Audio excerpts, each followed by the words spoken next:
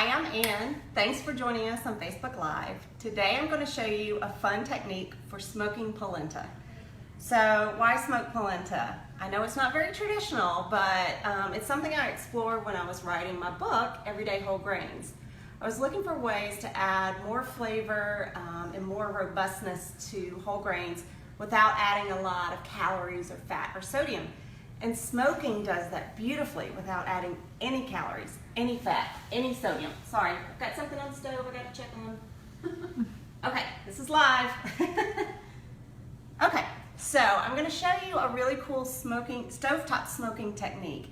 It works with just one of these disposable aluminum pans. I always keep these on hand now because they make smoking food so easy. You can do it on a whim.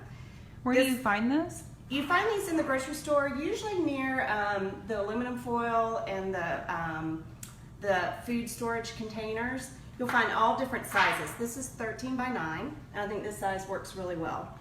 So, we're going to be creating a makeshift smoker for the stovetop. Now this works, I'm going to show it to you on a gas cooktop, but I know that it works on electric cooktops as well. Either a coil cooktop or one of those flat cooktops. The only type of cooktop this does not work on is induction because it won't get the heat going. So I start with this, and the first thing is to poke some holes on one side, one end of the pan. So I know I'm wielding a big knife, and I just got to get a little stabby, okay? So I'm going to show you, like, your inclination may be to try to keep this on the cutting board and poke it, but look, that's just a pitiful little hole. So the best way I found is just to pick it up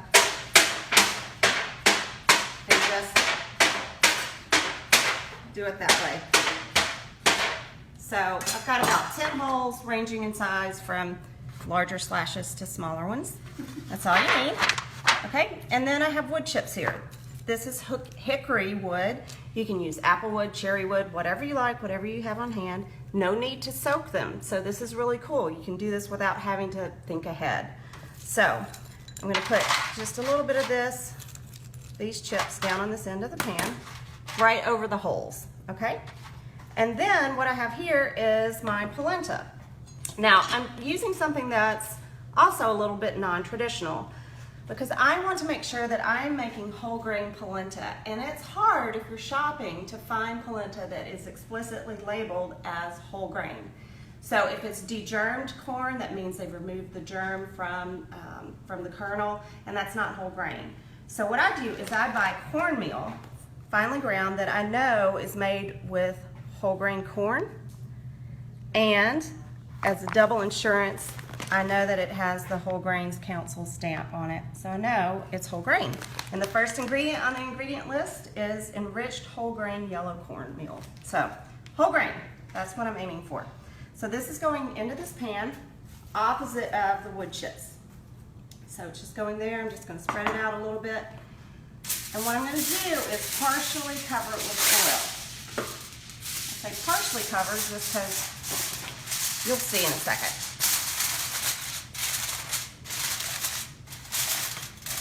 Okay, now I'm going to take it over to the cooktop, and you're going to see how fast and how easy this is, okay? So, I've got it placed over the burner. I have a towel handy, that's important. Okay, so let me light this guy, and you'll see, hopefully, smoking already. The wood chips are smoking. I'm going to turn the heat down to medium, and I'm going to completely cover the pan with that foil to lock in the smoke, okay? Because cornmeal is ground, it only takes 2 minutes for it to absorb the full flavor of the smoke. If you were smoking something more dense, it would take a lot longer, but luckily this only takes 2 minutes. So while that's going, right here I have a combination of milk and water that I'm going to cook the polenta in. So it's 2 cups of water, 2 cups of milk, and that's 1 cup of polenta. It smells so good. You can already smell it. Yeah. So if you're just joining us, what I'm doing is showing how to makeshift a stovetop smoker for smoking polenta.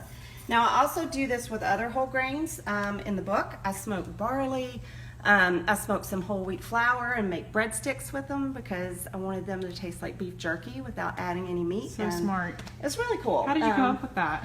You know, we've done this method before at Cooking Light. We had these wonderful desserts called smoked cherry bombs. You should look those up. Smoked cherry bombs. They're a great dessert for July 4th. And this was a technique that we use there, and I just love how easy it is and how quick it is. So it's been almost 2 minutes. Let me explain a little bit of what else I have going on that we're going to look at. I'm going to show you 2 different ways to serve this polenta. One is as a side dish, just with brown butter on top. So I have some butter melting. We'll take that to the brown stage in a minute.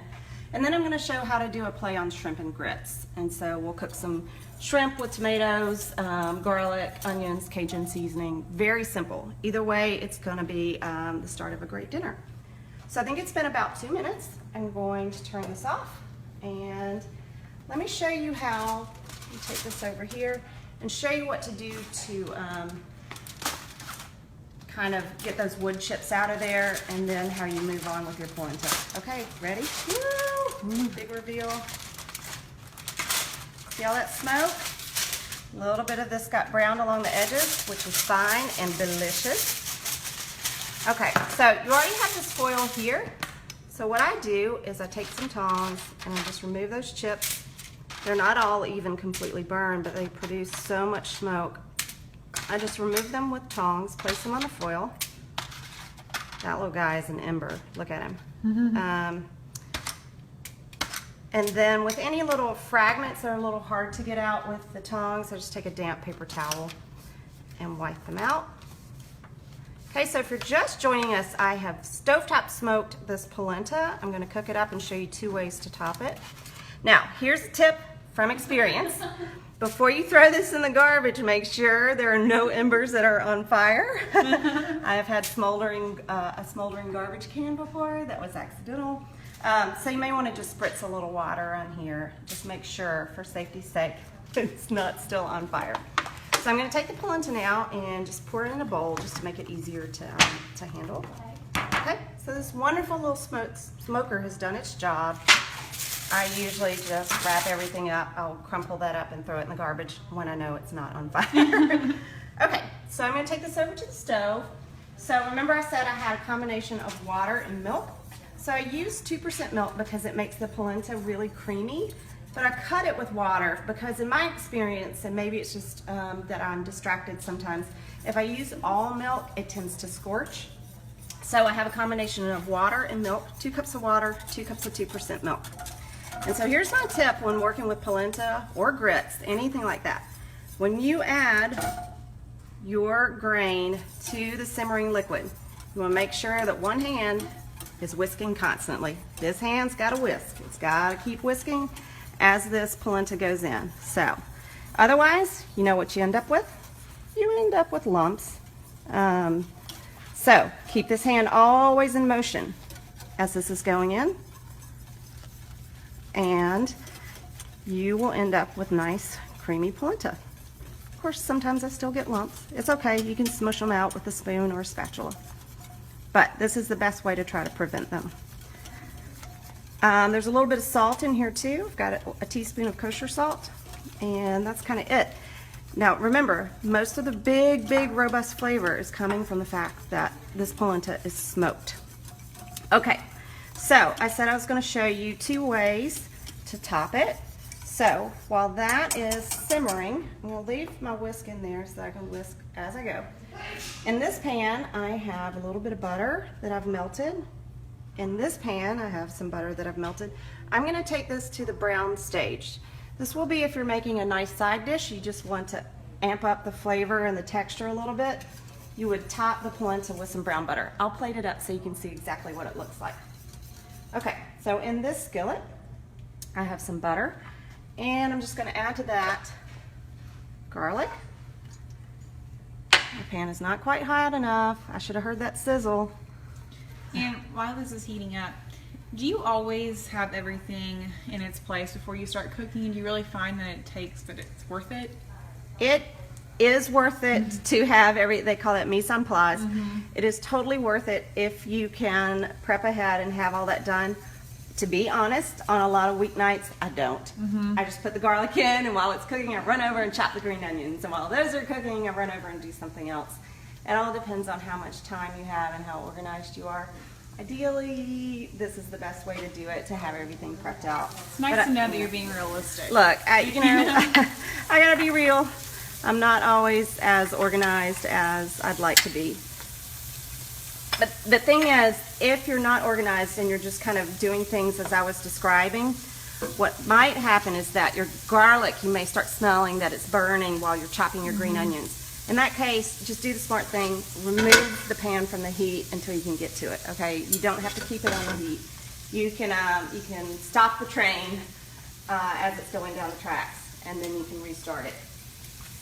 Okay, so got green onions and garlic already smelling delicious. Now I'm going to toss in some fresh thyme. This is one of my favorite herbs in the world.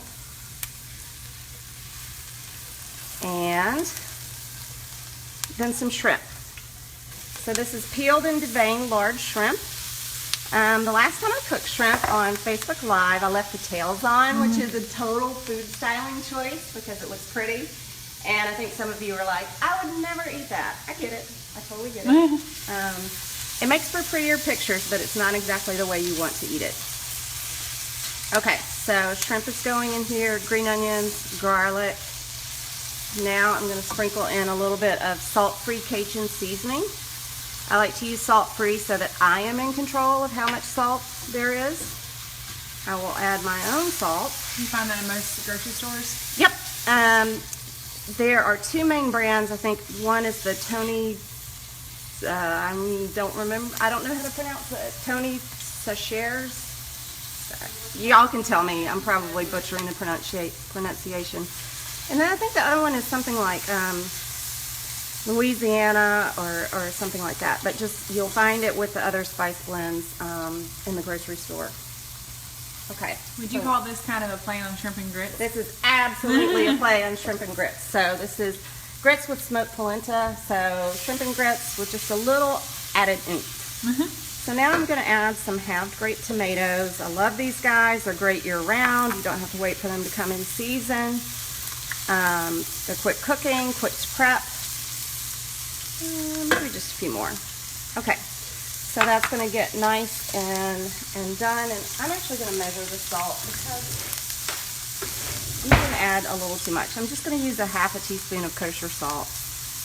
And then we'll taste it and see if that seems about right. So like I said, when I'm using something like a spice blend, like the Cajun seasoning, I like to choose a salt-free version so that then I add the salt to my preference and to my comfort level. So, okay, now remember back here I had some butter that I had browned, and I had melted it, and I just want to get it browned. Now, similar to smoking this polenta, I want to brown the butter because it adds more flavor. It's taking the ingredient, a small amount of butter, and by browning it, you'll start to smell it smelling like really toasty and caramelly. It's a way to make a small amount of butter taste like a large amount of butter. It's a way to make the most of what you're using. So that's a great tip for kind of decreasing the amount of saturated fat you're using in your dish, but just making the most of it. Okay, polenta is nice and creamy. I'll call him pretty much done. Okay, so if you're just joining us, what I've done is I have smoked some polenta and then I've cooked it until it's creamy. I'm going to show two different ways to serve it. One as a side dish with a little topping of brown butter, and the other is as a main dish, kind of play on shrimp and grits. So this is pretty much done. I want it to be a little bit saucy, so I have a little bit of white wine here. If you have some leftover wine, which I know, it seems like a foreign concept to me, but if you have a little leftover wine, you can add it, stir it in. Or you can just drink the rest of your dinner. Exactly. Or both. You can have it all. Okay, and I'm just going to let that cook and evaporate a little bit. Some of the shrimp is still slightly not done, so I know it's not going to overcook. I'm just going to let that bubble away and evaporate a little bit. And now, you see the butter? so it has gotten nicely brown. I know this pan is a little smudgy, but you can still kind of see that the butter has browned. I'm going to take it off the heat. Yeah. That smells oh my delightful. God. It smells like caramel. It's so good. My polenta is done. So while the shrimp is finishing up, I'm going to plate this up and show you how to serve it as a side dish. So I would serve this as a side dish with roast chicken, with grilled chicken or grilled pork chops. It would go with pretty much anything. Roasted salmon would be lovely. So, creamy polenta. Really enhanced by the smoking process. I know that this is whole grain, so I can feel good about it. And I'm going to spoon on just a little bit of that brown butter. I know there are milk solids in there that are kind of discolored, but they really taste delicious. So just a little drizzle here. Maybe make a nice little swoop. And that would be a lovely side dish to have with just about, honestly, anything. Then I'll show you how to plate up your shrimp and grits. And this will be a wonderful dinner. And I have, I hope, a taster here, a non-biased taster who can tell you how this is. Okay, so my shrimp mixture is cooked nicely. The wine has evaporated down a little bit, but it's still kind of juicy.